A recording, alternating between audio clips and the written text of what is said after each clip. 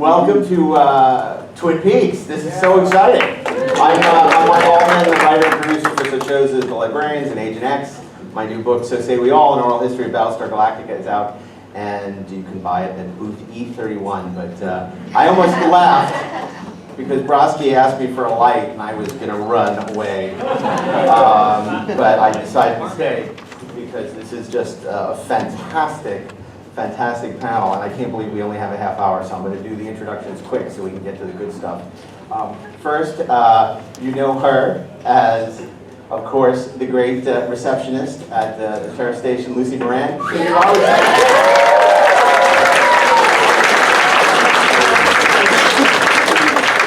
You know, there are some great character actors that I just have loved in my life, like J.T. Walsh and so many people. But one of my absolute favorite character actors, who I've just loved in everything that he's been in, from RoboCop to Reaper to certainly Twin Peaks, even an episode of Star Trek: The Next Generation, one of the best, is Ray Wise.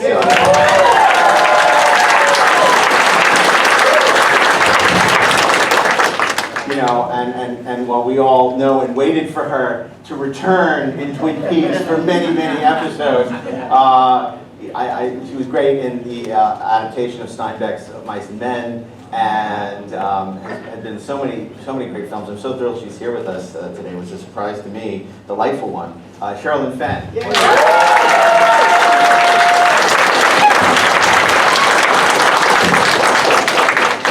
I remember during the height of Peaks Mania when Gladiator came out. It was a different Gladiator. It's not the Russell Crowe.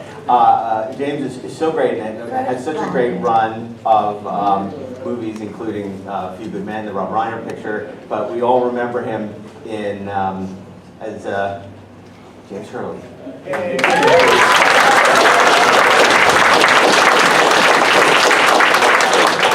One of the absolute great additions to the new iteration of Twin Peaks, the third season, is a musician and actress. And I'm going to say it super quick so I get it right. Christabel. You got it.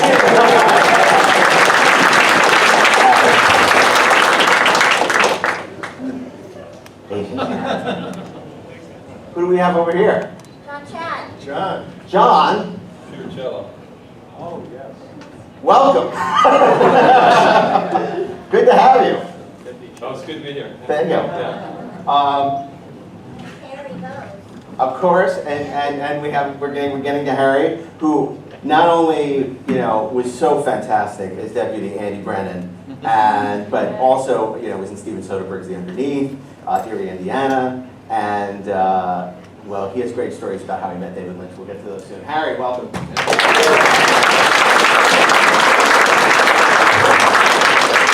And when Frank Silver was alive, you would be scared to be in a room with him until he opened his mouth and you realized what a lovely man he was.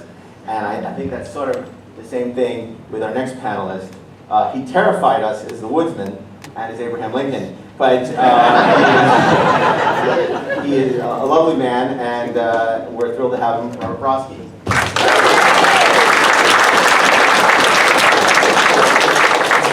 So I want to start by sort of asking the original recipe Twin Peaks cast.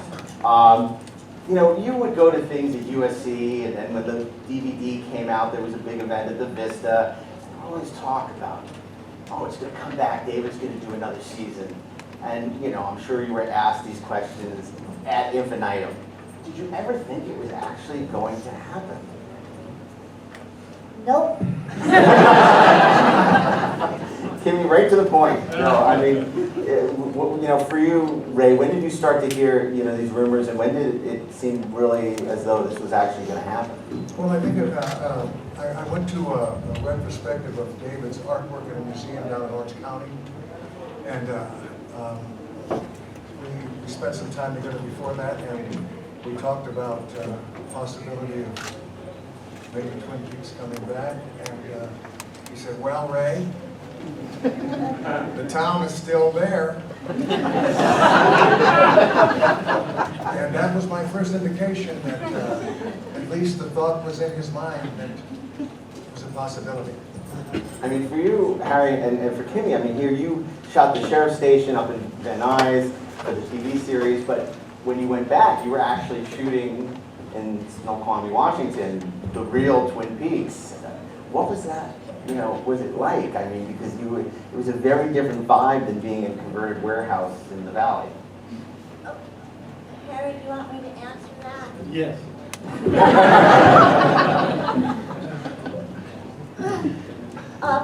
Well, they made us, you know, ride in a van to the front of the sheriff's station in Snoqualmie because our dressing rooms were so far away.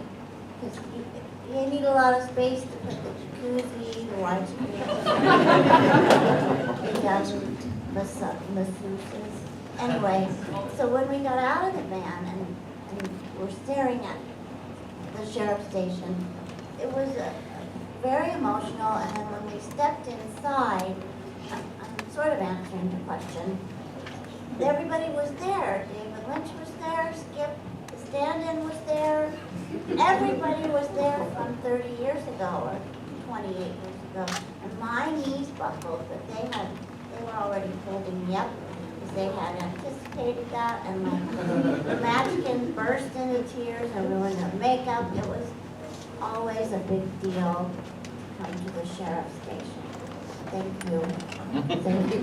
Anyway, so it was really bitching to be up there again. That's Violet. I want to ask you, Sherilyn, because it's hard for people who are you're first discovering Twin Peaks on Showtime or came to it on Netflix or to imagine what those years were like. I mean, you were on the cover of New York Magazine. You were on the cover of every magazine, you know, back then when the first show premiered.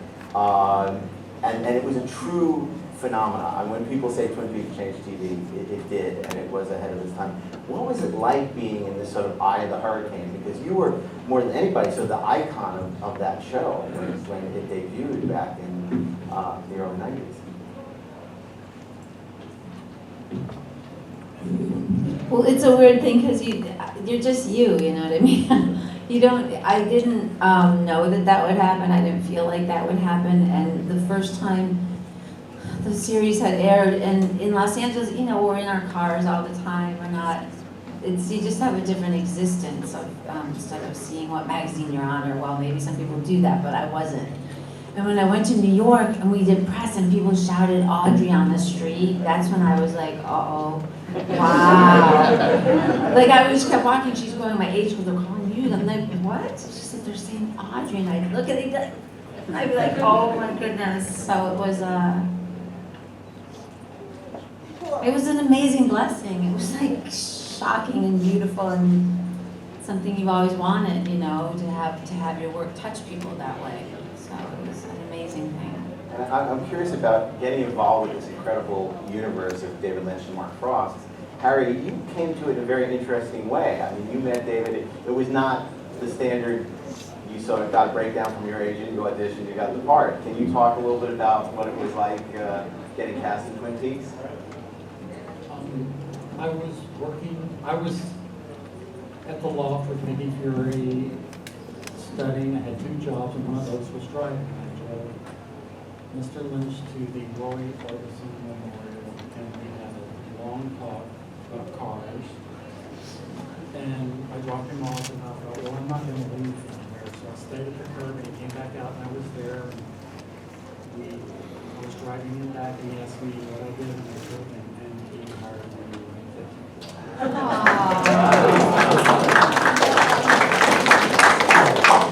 I assume that everyone here has seen Twin Peaks, so we're going to get into a little spoiler territory. And if you haven't, then just cover your ears and go wow, wow, wow. Ray, what was it like when you found out that you killed?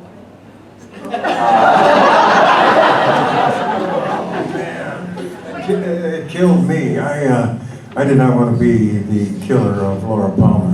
I was going to ask Matty Ferguson, but okay, go ahead. You know, I did that once in Atlanta, Georgia, in 1996. I answered the question wrong for a Russian television crew, and I realized they were just now watching Twin Peaks back then. And I thought, well, of course, you know, I killed Laura Palmer. And then it dawned on me what I just said. And the next second I said, or not.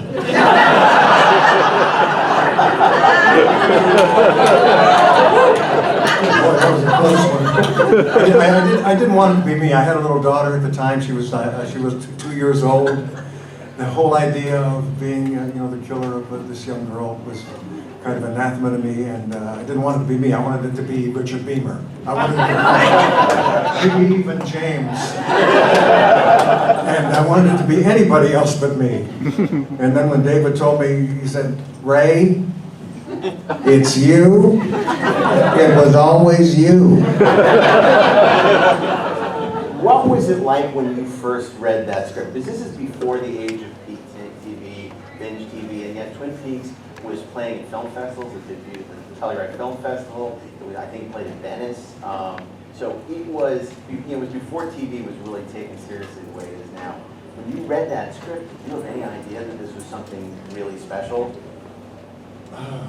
Well, I had no idea whatsoever. I mean, I was really young, and I thought, and when I met David, I said, well, everyone's sleeping with everyone, and I just didn't get it. Yeah, so I was the last one that knew. And besides, something, when it is on the paper, and then when it's in David's hands, it's totally different. It's totally different, right? I knew when we were doing it that it was something special, but I had no idea how it would be perceived by anybody else but us. You never knew 30 years later you'd be at the Long Beach Comic Expo.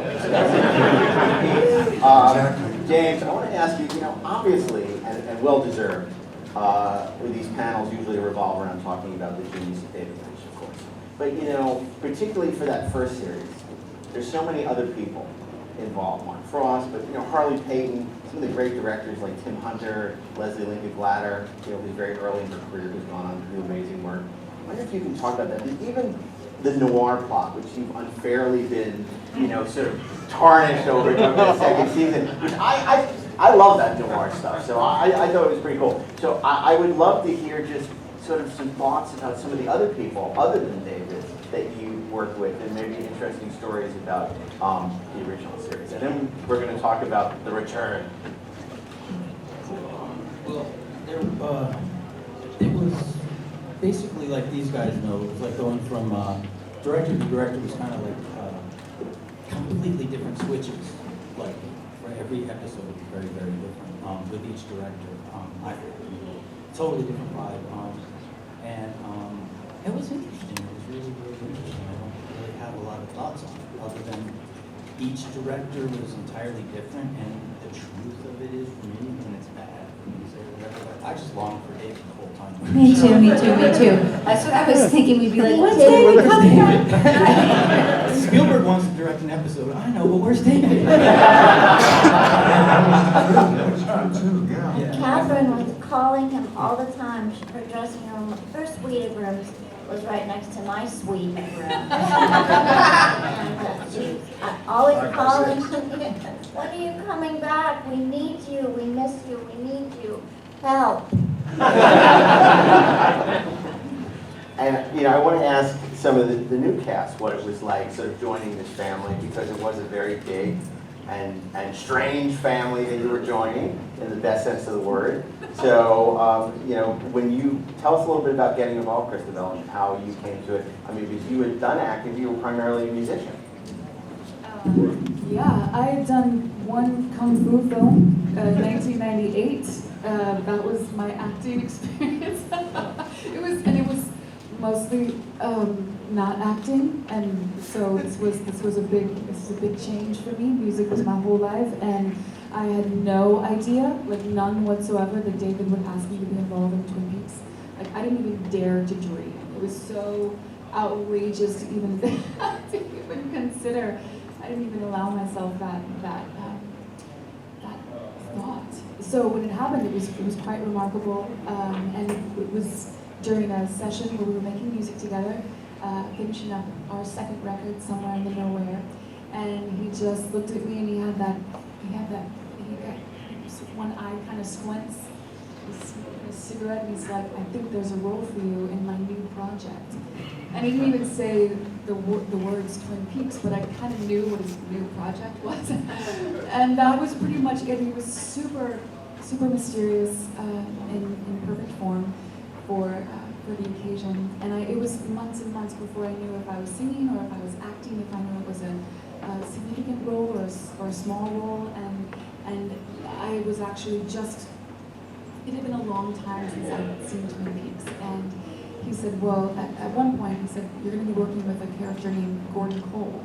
And I said, and I was at, I didn't know who Gordon Cole was at that time, because David had been such a big part of my life that I tried not to like oversaturate myself with, you know, a bunch of his films and a bunch of his other work, because we were making music together and it was already such a strong influence. So I kind of was purposely not engaging in a lot of other of his works at that time, but I figured I should probably watch Twin Peaks again. And then I watched it, and it was after he told me I was going to be a part of it. I was working with Gordon Cole, but he didn't mention that he was Gordon Cole. So at the moment, I'm like, you know, at 3 a.m. watching Netflix and on my couch, and you know, Gordon Cole is on the screen, and I just burst into tears. And I was like, he was so coy. He played it so fucking cool. I was like, David, I was overwhelmed and overjoyed, and I had, you know, just a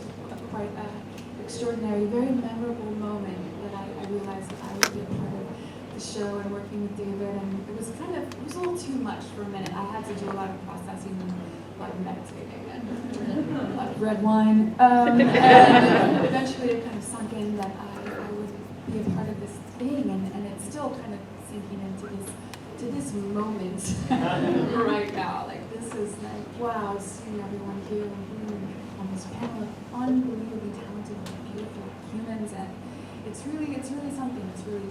I know the word is going around a lot, but it's really special. It's super fucking special. And you know, I want to ask you, Robert, because episode 8 is arguably one of the great episodes of television ever. You know, Twin Peaks: The Return, where you sort of make your debut as this mysterious, enigmatic force of evil. Can you tell us a little bit about getting involved and sort of what your take is? You know, David obviously does not explain anything. Mystery from the beginning. I didn't know what I was, let's say, auditioning for. I didn't know where I was going. I didn't know who it was for. We ended up, myself and 3 other woodsmen, Christian, who's here today, and Stuart, who's also here today. We were out in the middle of the desert looking at each other. I'd known them before, so we were sitting there chit-chatting. We didn't know what we were doing there. They put makeup on us, they put us in wardrobe. We're all in black, just standing there, and still not knowing what we're doing there, just trusting. And then a black limo pulls up. They must have been shooting one of the scenes somewhere, and now the right side and the back, David gets out, and then Kyle gets out of the left side. And we look at each other and go, holy crap. And Christian grabbed right off the bat and went, oh, I know what's going on. And they were super nice. They came up to us, they checked us out, looked us all over, shook our hands, and just thanked us for being there. And then the rest is history. But it was a mystery up to that point. And I mean, it's amazing, like the next day, I mean, I think any newspaper or trade magazine, you open their interviews with you talking about that. I mean, it was just, that character on t-shirts within a week, you know, it was just a remarkable the way it sort of permeated the culture, and you don't have to do it in one line. And that was David, that wasn't me per se. I mean, it's what he put, how he put it together. We didn't even know until we saw, I saw episode 8 along with everybody else. We didn't see it before, and nothing special about that. So I didn't know how he put it all together. The only thing I knew was that the red carpet premiere, a gentleman came up and he was one of the editors. He came up and he said, you know what, we had fun putting that scene together with that cigarette in your mouth. Isn't that weird? And that was, oh, whoa, okay, that sounds interesting. And that was still a mystery. Well, now it's still a mystery still now. So, you know, obviously, there's so many people who aren't here today, and not just because the stage couldn't fit anybody else, but because of sadly, so many people who are involved with Twin Peaks passed away in the intervening years. And the show is such a great testament to so many of the actors we lost. I mean, the fact that Daniel Davis's character was so important in the show was amazing. the way David did that, and Warren Frost and Jack Nance. But one of the actors who, again, one of the great character actors who I just adored, and who died shortly after doing the show that you worked so closely with, was the great Miguel Ferrer. I wonder if you could talk a little bit about working with Miguel so closely, and what a great man he was. I don't know. It was a beautiful, beautiful moment, and he was a very special man. And those memories are super, super precious, and I still can't really talk about it. And I'm actually super cool with death. I own a cemetery.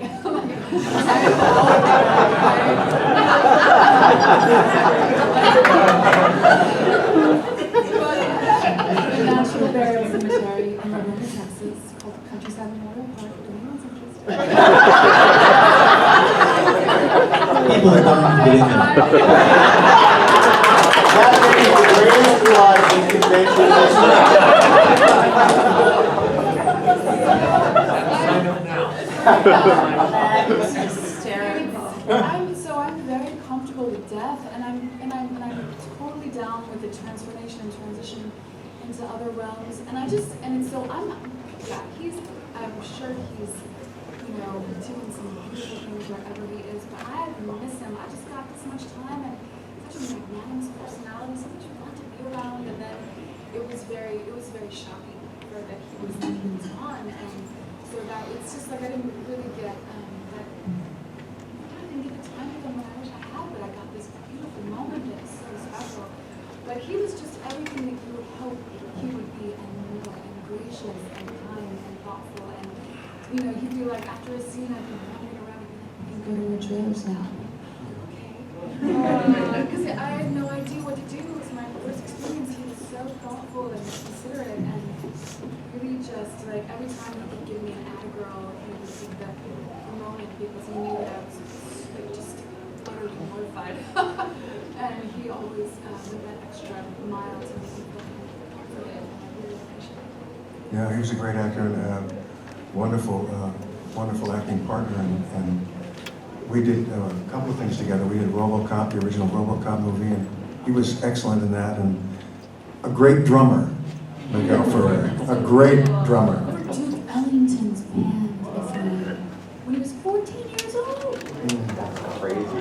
So Jared, I want to ask you, because there's so many, like, when you think about Bobby Briggs, who started out as a real jerk in the first show, and then in the return, he's gotten his shit together. He's much better. He's changed dramatically. He killed the man. Whereas you, on the other hand, played, this total bastard in the show. I wonder if you can talk about a little bit. Maybe you don't see him that way because an actor always sees himself as a hero. But why don't you tell us a little bit about you coming to Twin Peaks, what it was like for you and sort of your role. And well, first of all, something you just said struck me about an actor not thinking about themselves that way. And it's true. I mean, when David called me over, he brought his little stool and said, all right, let's talk about this character. And I said, okay. And he said, you're an asshole. And my first reaction was very much like what you're saying. It was like, wow, but I'm sure, he doesn't see himself that way. And, he has and he looked at me like, no, you're an asshole.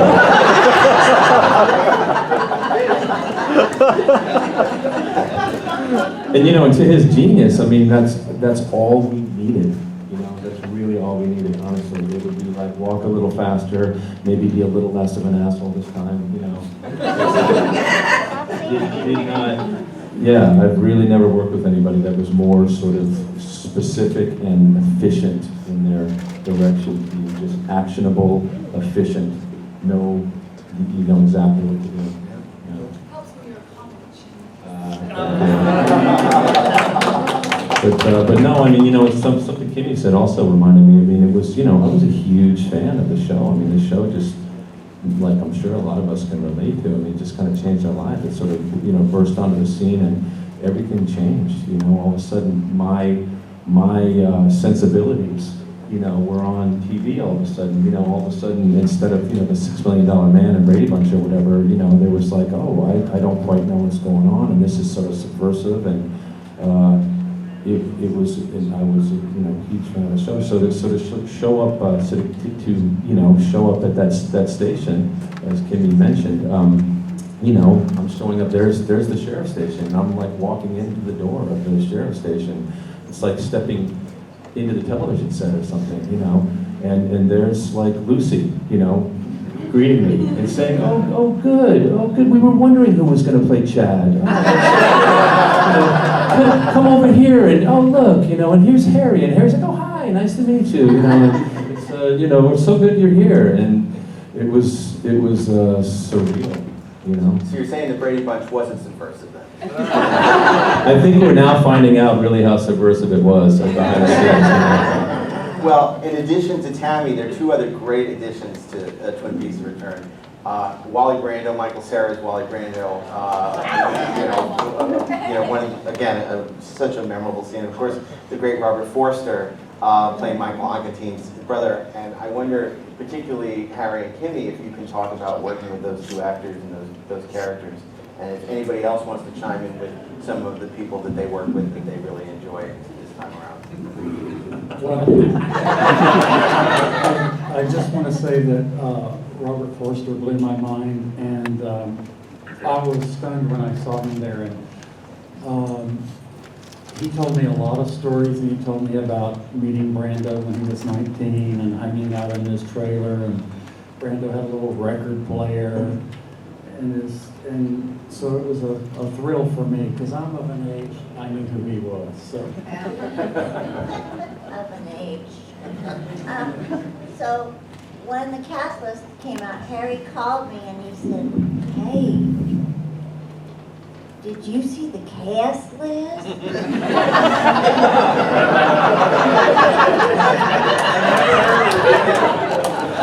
I said, uh-huh.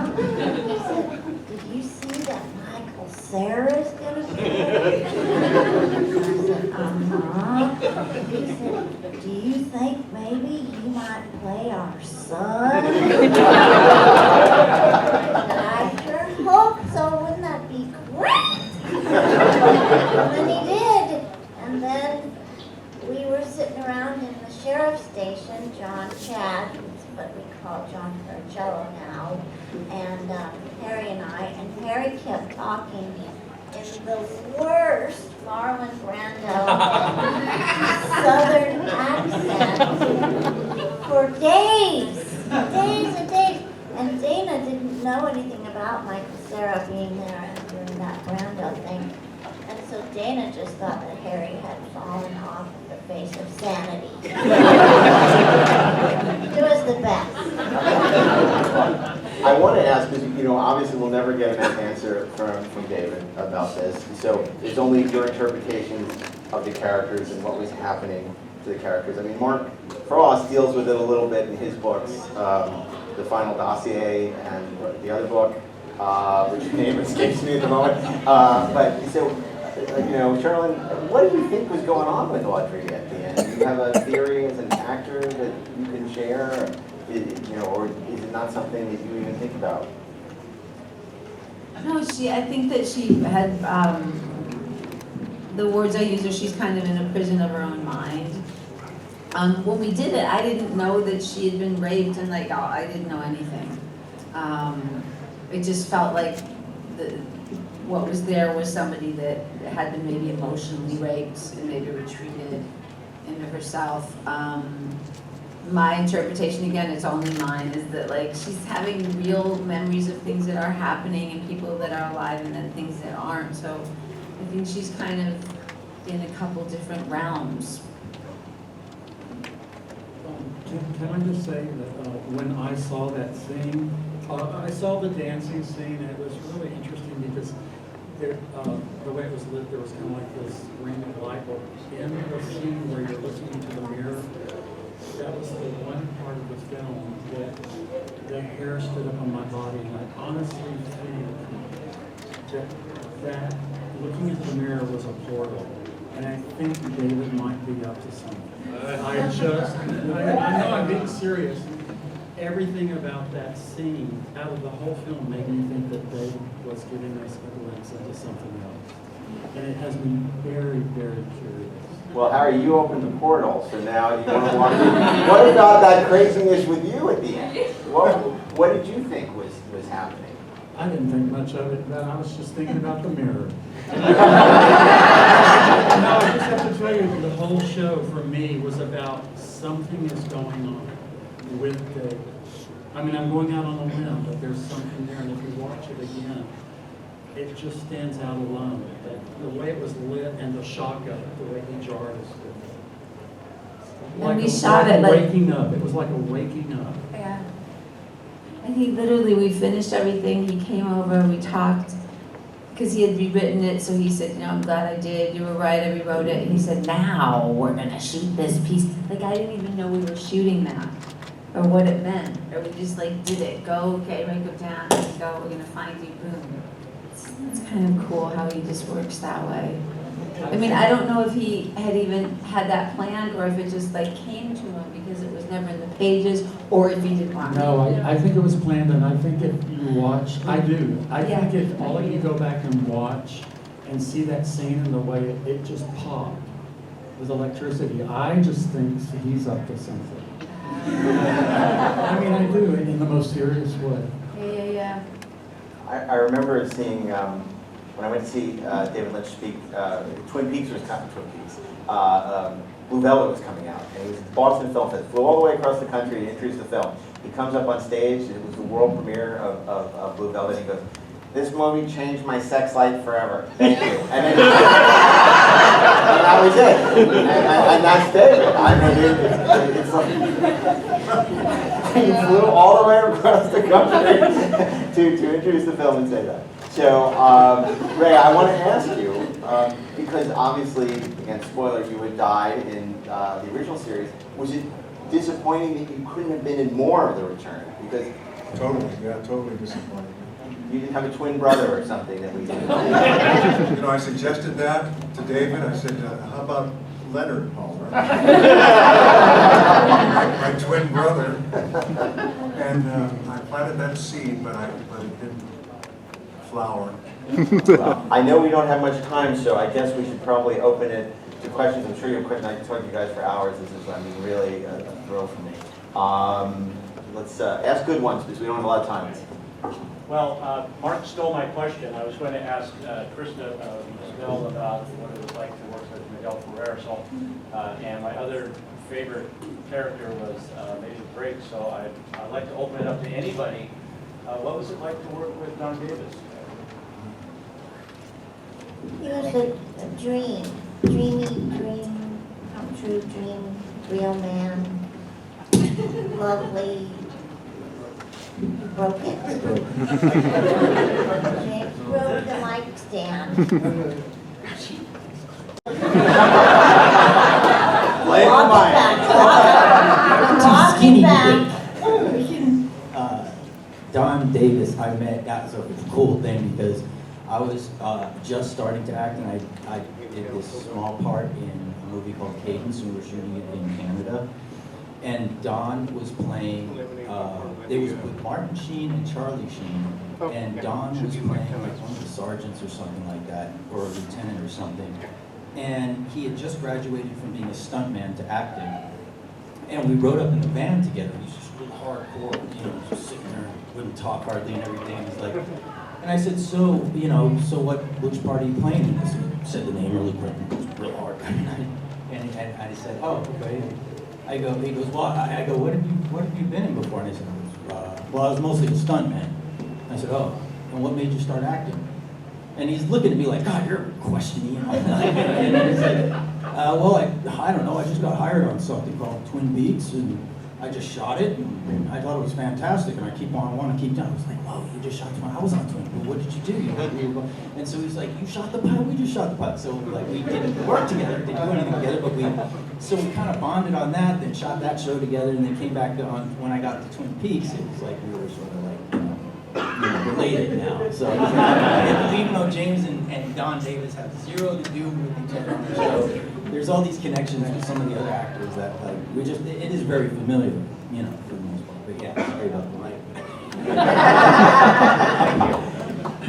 Don's awesome, and God bless. Inevitably, I'm sure you get asked this at every appearance, and probably don't have almost definitely don't have an answer. But obviously the Emmys are coming. It's very exciting. The show got nominated in some cases, should have been nominated for a lot more. But hopefully we'll be honored at the Emmys. I know I voted for it. So my question is, are there any rumblings, are there any whispers about potential season 4 that you've heard or picked up on or even hoped for at this point? Or is it just a... That's Showtime's fault, by the way. The Emmy thing. Yes. Yes. Yes. Yeah, they did it. I remember the first go around, we were nominated for 14 Emmys and won, I think. One technical Emmy. Like wardrobe or something. Yeah, it was even more technical than that. And we were all sitting up in the balcony, dressed in our very best, and it was just shattering to us that we were totally. We were nominated for more than any show in history, and it was like LA Law was the big winner 26. that year. Yeah, nobody's talking about LA Law these days, or Manimal. So the thing is, it's really the victory is in standing the test of time and being a show for the ages, and Twin Peaks certainly is that. So any other final questions? Because I know that they're going to be signing at their booth. This is actually mainly for Krista. Have you read the 2 books that were mentioned earlier, Mark Frost's 2 books? I've read The Secret History of Twin Peaks, and I thought it was phenomenal. I was, but I'm super into that stuff. I'm really into aliens. No spoilers. Oh, sorry guys, we haven't read it, but there's some aliens in there, and so I haven't read the final dossier, but only because I'm right now reading David Lynch's biography, and it's 600 pages. It's taking a minute, but after that I'm going to read the final dossier. But really, I think that these are different worlds, even though it's Twin Peaks. Secret History of Twin Peaks and Final Dossier are Mark Frost's visions for the characters and for that universe, and so I think they're a little bit different realms. But I'm excited to read the Final Dossier. I hear it's wonderful, and Tammy's in it quite a bit. She's in both those books, which is kind of a real thrill to just kind of see her name everywhere, and the wonderful Annie Wershing plays Tammy on the audiobooks. She's fantastic. But yeah, I think the Secret History was masterful, and I'm looking forward to reading the Final Dossier. And if you haven't read David Lynch's biography, it's great because it's part autobiography and part biography. He reinvented the form of the memoir, as David was wont to do. So it's really worth reading Ready to Dream. And nobody gets a piece of that, so we're just recommending it. It's a really great book. Kimmy? Isn't it Christabel? Yes, my first name is Christabel. Thank you, Kimmy. My first name is Christabel. My last name is Zucht, which is why I don't use it. I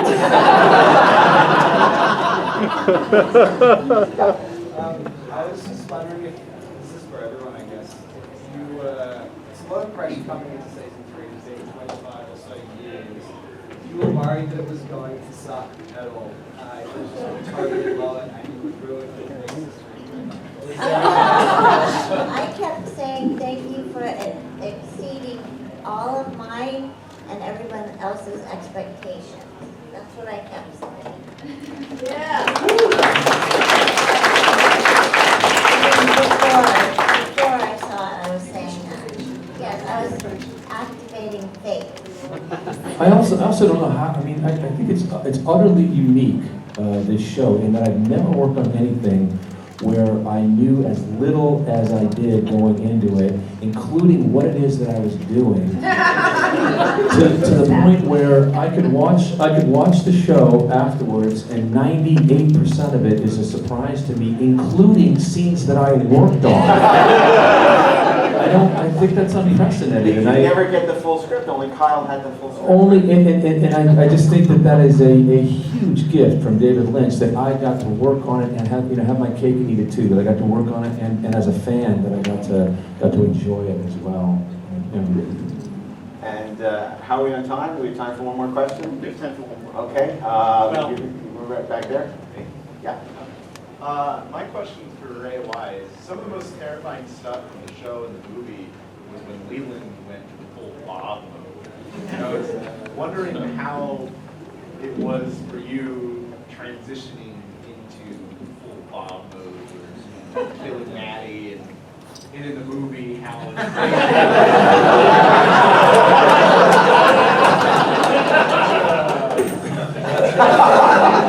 Sometimes it can be that simple. Other times, I had to go off in a corner and sit there in the dark for about 15 minutes and rev myself up. It depended, from day to day it was different, but it was a real pleasure. Even though it was painful, it was a real pleasure. I also want to point out, there's a girl in the second row here who's dressed up as Shelley Hayward from the Double R, and with a pie purse. Look at that.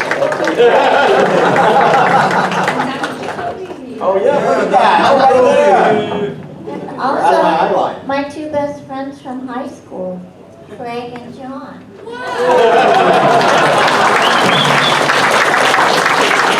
Where's Gary?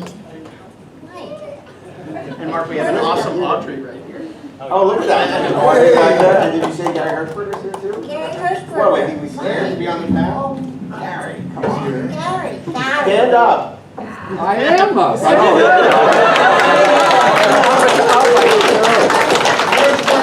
Fantastic. Well, I guess you're all going to be signing here at the convention, and so you should go if you want to.